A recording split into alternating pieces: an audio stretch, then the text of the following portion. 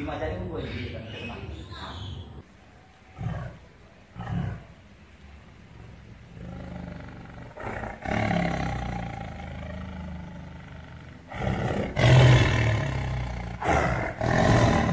Silahkan di like, di subscribe,